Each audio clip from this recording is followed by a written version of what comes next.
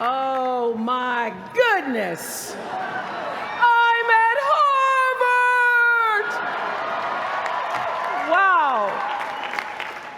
To President Faust, my fellow honorands, Carl, that was so beautiful. Thank you so much. And James Rothenberg, Stephanie Wilson, Harvard faculty, with a special bow to my friend, Dr. Henry Louis Gates.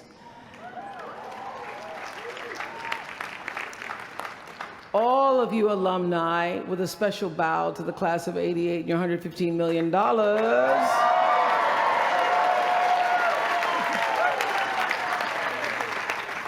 And to you, members of the Harvard class of 2013. Hello. I thank you for allowing me to be a part of the conclusion of this chapter of your lives and the commencement of your next chapter. To say that I'm honored doesn't even begin to quantify the depth of gratitude that really accompanies an honorary doctorate from Harvard. Not too many little girls from rural Mississippi have made it all the way here to Cambridge, and I can tell you that I consider today, as I sat on the stage this morning, getting teary for you all and then teary for myself, I consider today a defining milestone in a very long and a blessed journey. My one hope today is that I can be a source of some inspiration. I'm going to address my remarks to anybody who's ever felt inferior or felt disadvantaged, felt screwed by life. This is a speech for the quad.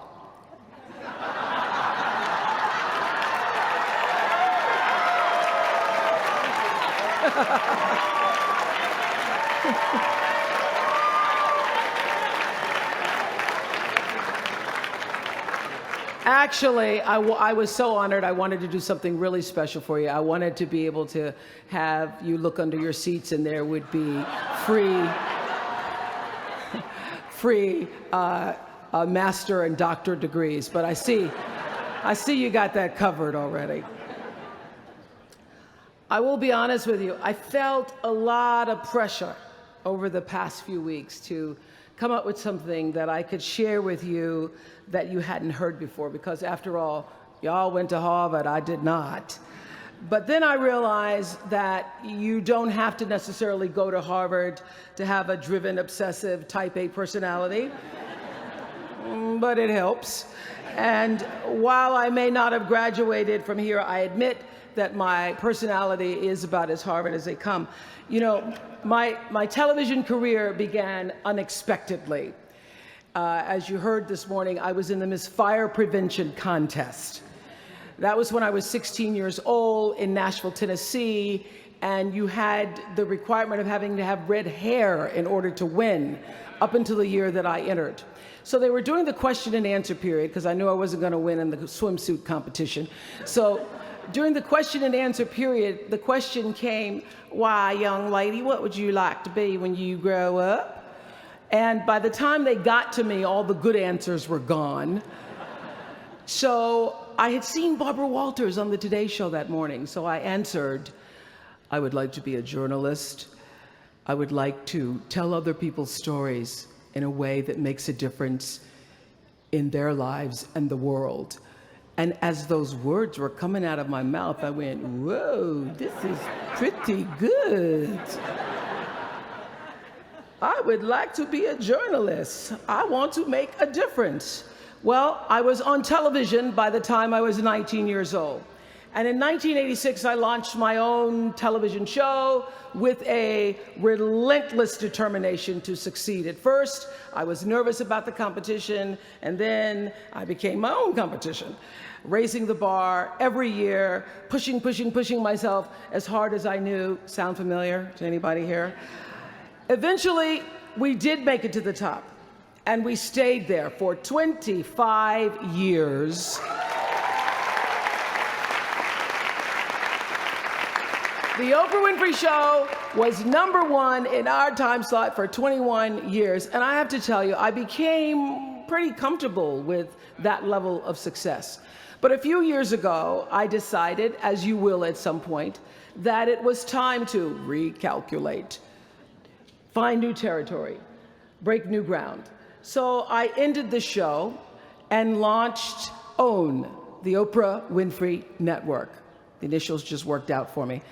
So 1 year later, after launching OWN, nearly every media outlet had proclaimed that my new venture was a flop. Not just a flop, but a big, bold flop, they call it. I can still remember the day I opened up USA Today and read the headline, "Oprah not quite standing on her own." I mean, really, USA Today, now that's the nice newspaper. It really was, this time last year, the worst period in my professional life. I was stressed and I was frustrated, and quite frankly, I was embarrassed. It was right around that time that President Faust called and asked me to speak here, and I thought, you want me to speak to Harvard graduates? What could I possibly say to Harvard graduates, some of the most successful graduates in the world, in the very moment when I had stopped succeeding? So I got off the phone with President Faust, and I went to the shower. It was either that or a bag of Oreos. So I chose the shower. And I was in the shower a long time, and as I was in the shower, the words of an old hymn came to me. You may not know it. It's by and by, when the morning comes. And I started thinking about when the morning might come, because at the time I thought I was stuck in a hole. And the words came to me, trouble don't last always, from that hymn. This too shall pass. And I thought, as I got out of the shower, I am going to turn this thing around, and I will be better for it. And when I do, I'm going to go to Harvard, and I'm going to speak the truth of it. So I'm here today to tell you, I have turned that network around.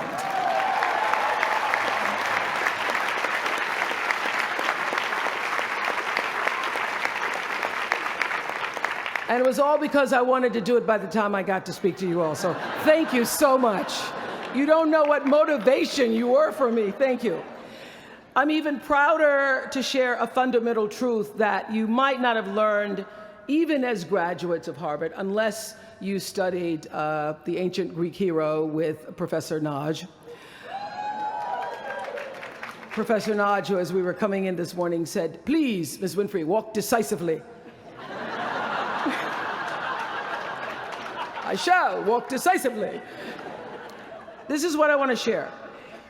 It doesn't matter how far you might rise. At some point, you are bound to stumble, because if you're constantly doing what we do, raising the bar, if you are constantly pushing yourself higher, higher, the law of averages, not to mention the myth of Icarus, predicts that you will at some point fall.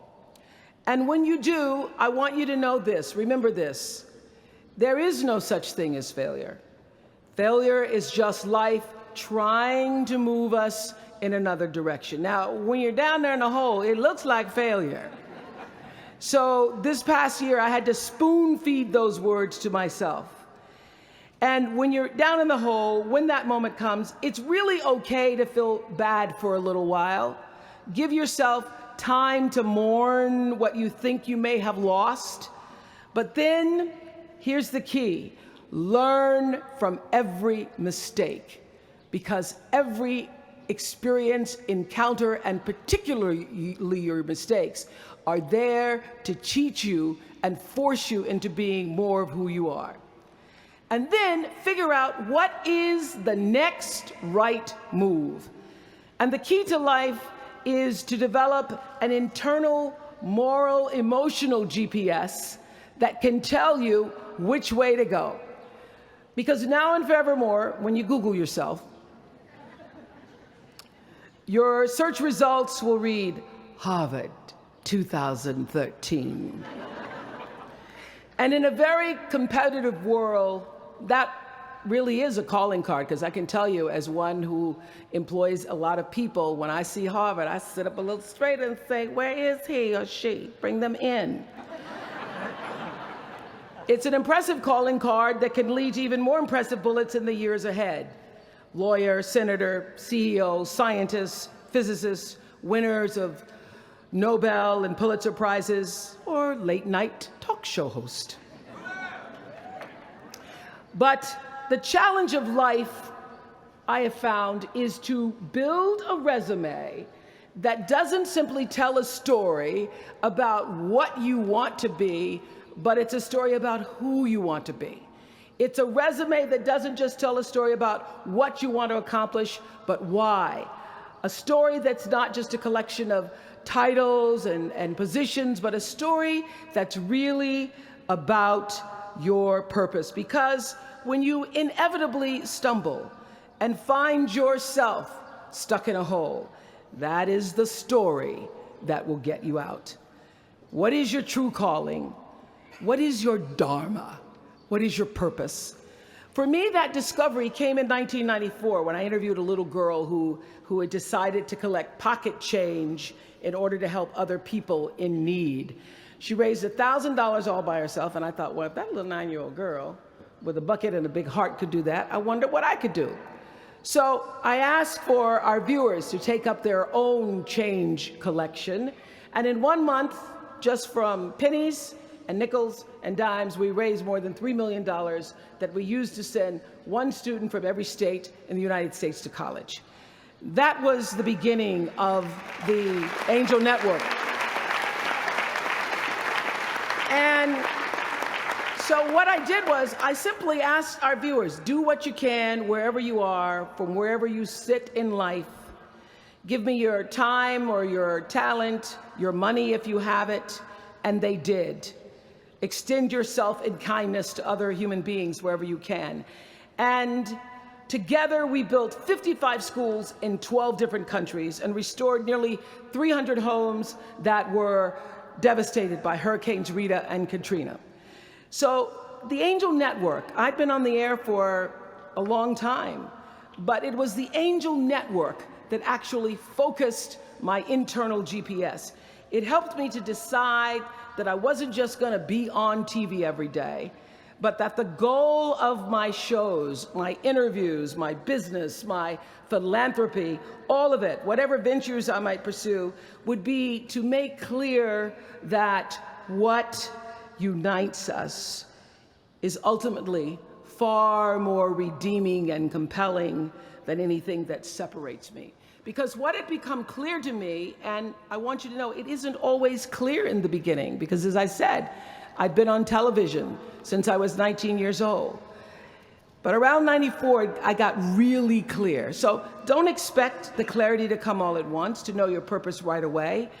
But what became clear to me was that I was here on Earth to use television and not be used by it, to use television to illuminate the transcendent power of our better angels.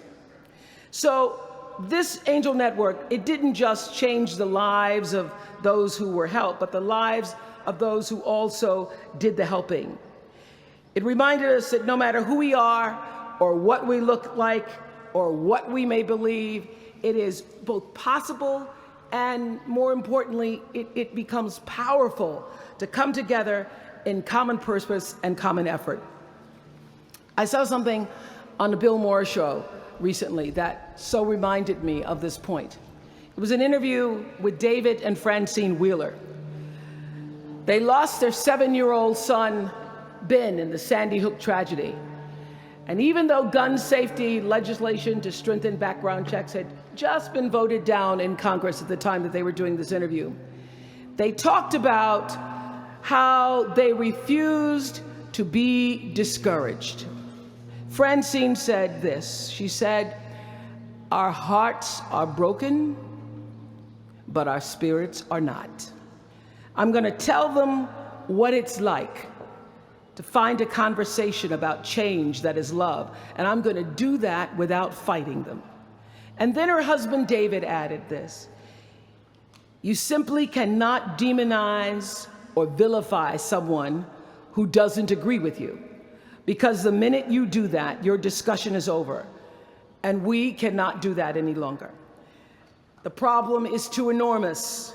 There has to be some way that this darkness can be banished with light. In our political system and in the media, we often see the reflection of a country that is polarized, that is paralyzed, and is self-interested.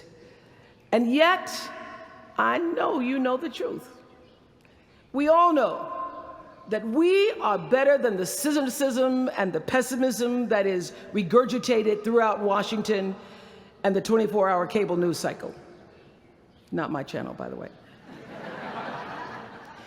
We understand that the vast majority of people in this country believe in stronger background checks because they realize that we can uphold the Second Amendment and also reduce the violence that is robbing us of our children. They don't have to be incompatible.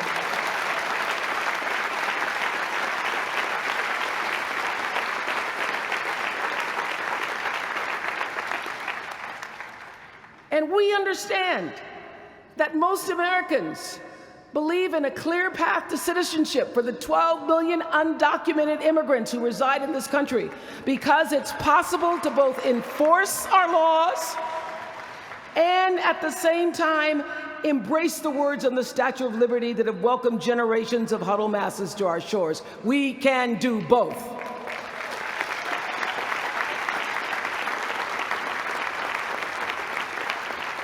And we understand, I know you do because you went to Harvard, that people from both parties and no party believe that indigent mothers and families should have access to healthy food and a roof over their heads and a strong public education.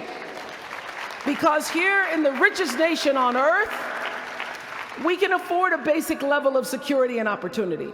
So the question is, what are we going to do about it? Really, what are you going to do about it? Maybe you agree with these beliefs, maybe you don't. Maybe you care about these issues, or maybe there are other challenges that you, class of 2013, are passionate about. Maybe you want to make a difference by serving in government. Maybe you want to launch your own television show. Or maybe you simply want to collect some change. Your parents would appreciate that about now.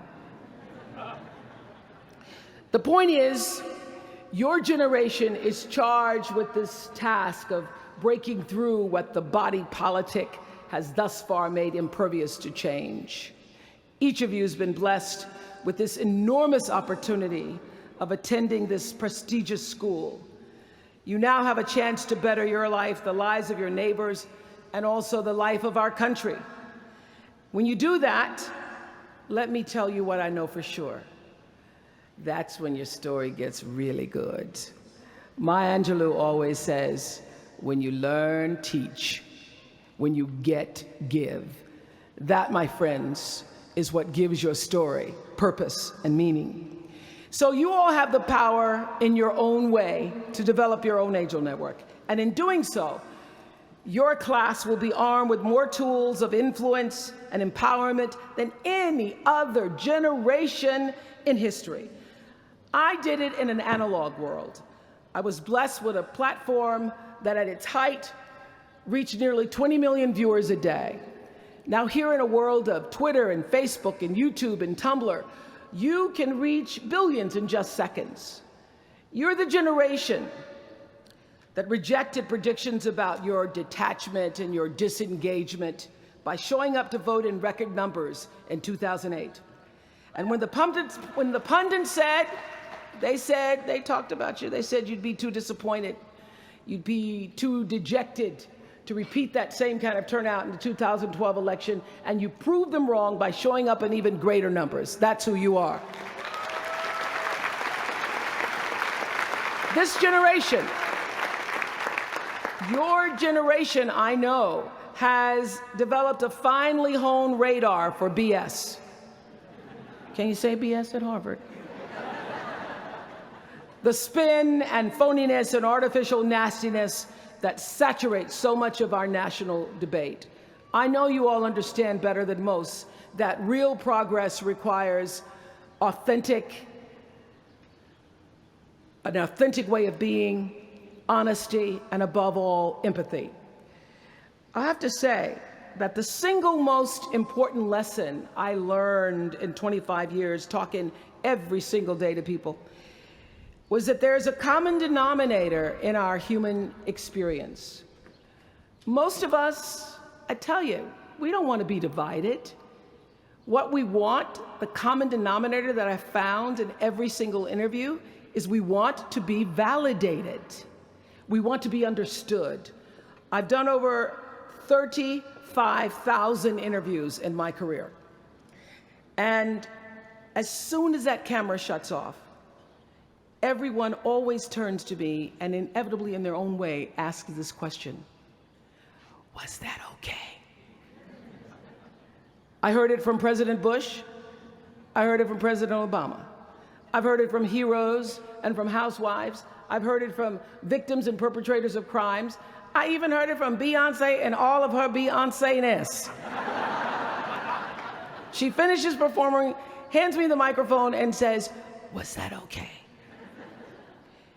Friends and family, yours, enemies, strangers, in every argument, in every encounter, every exchange, I will tell you, they all want to know one thing: was that okay? Did you hear me? Do you see me? Did what I say mean anything to you? And even though this is the college where Facebook was born, my hope is that you will try to go out and have more face-to-face conversations with people you may disagree with.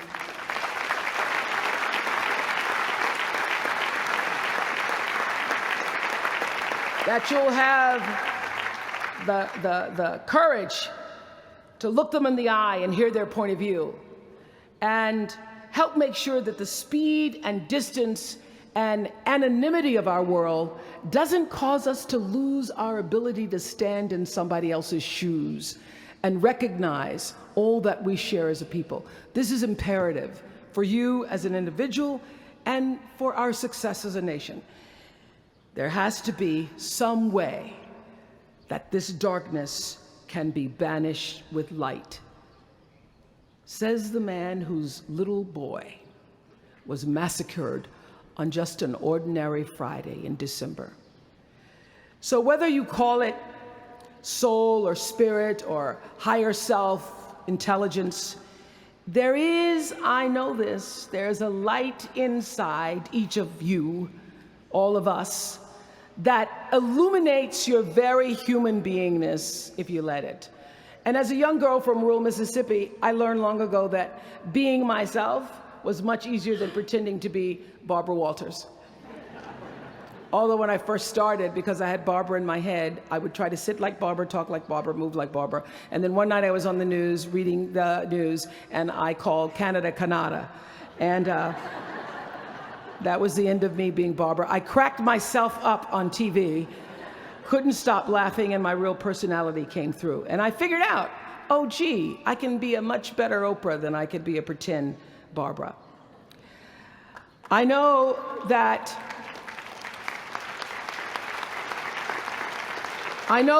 you all might have a little anxiety now and hesitation about leaving the comfort of college and putting those Harvard credentials to the test.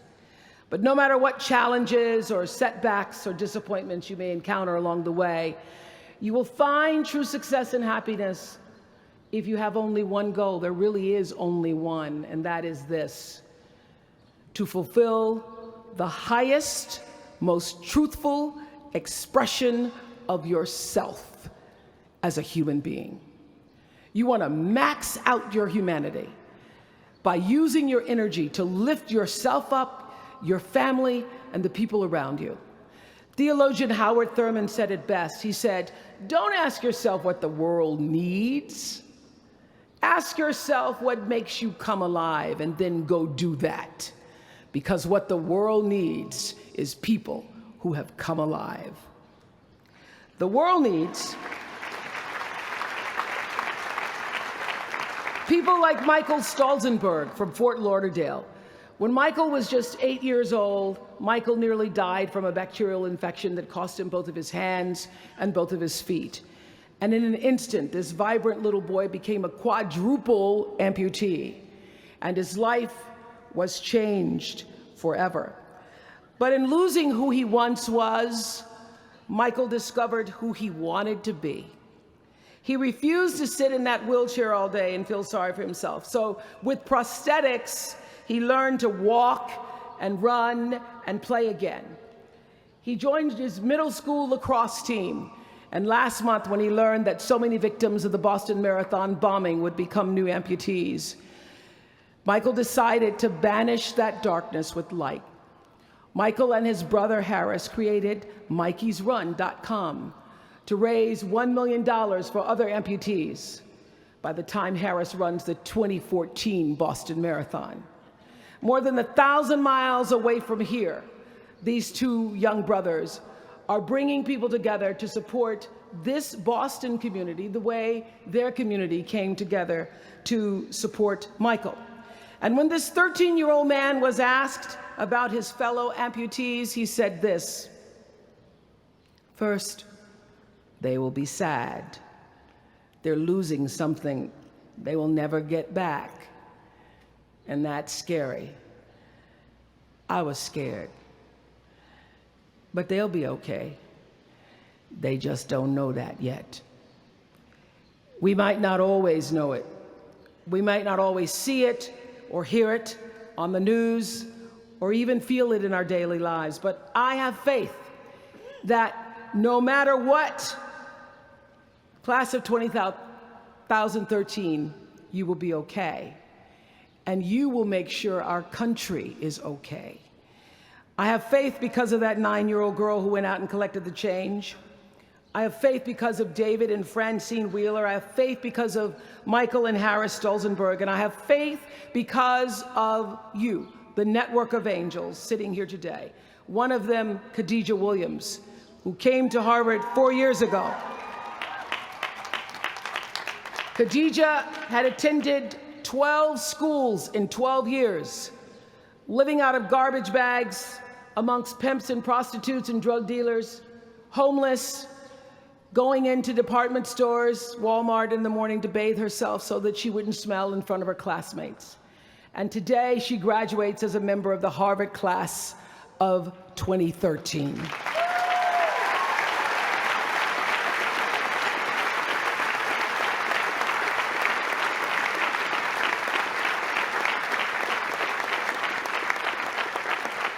From time to time, you may stumble, fall. You will for sure count on this. No doubt. You will have questions and you will have doubts about your path. But I know this: if you're willing to listen, to be guided by that still small voice that is the GPS within yourself, to find out what makes you come alive, you will be more than okay. You will be happy, you will be successful, and you will make a difference in the world. Congratulations, class of 2013. Congratulations to your family and friends. Good luck, and thank you for listening. Was that okay?